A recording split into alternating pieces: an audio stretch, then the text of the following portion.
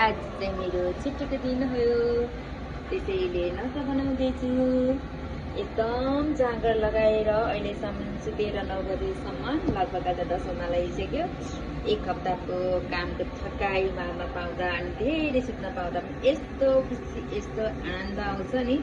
अनि अहिले चाहिँ उठेर म टक्क नास्ता बनाउँदैछु। यो चाउचाउ यसलाई उमाल्दैछु। यो अन्डा उसिनिसके अनि यो मासुलाई चाहिँ मसिनो पारेर टुक्रा बनाएर फ्राई गरेर चाउचाउसँग मिक्स गरेर खाने हो कुकसँग। अहिले म खाएको पनि देखाउँछु।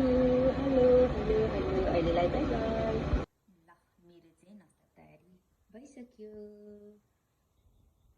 सरी मैले चाहिँ चिकन पनि यसलाई मिक्स गरेर बनाउँछु भन्दै थिएँ, तर मलाई जाँगर लागेन, अल्छी लाग्यो, त्यसैले यसरी नै बनाएँ। अब चाहिँ यसलाई म टक्क मोलेर खान्छु। यस्तै छ हाम्रो चाहिँ जापानको बसोबास। तपाईहरुको कस्तो छ?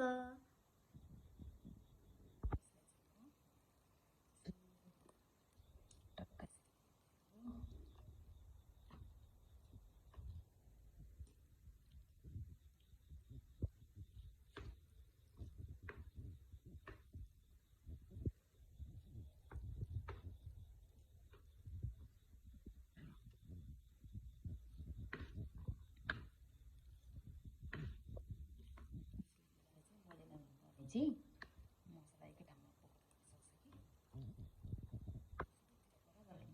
मोल्यो भने चाहिँ टेस्ट पनि हुन्छ।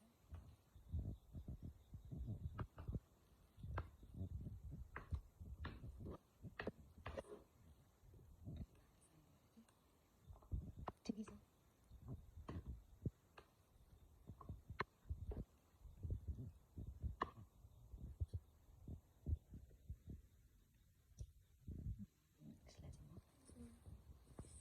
अब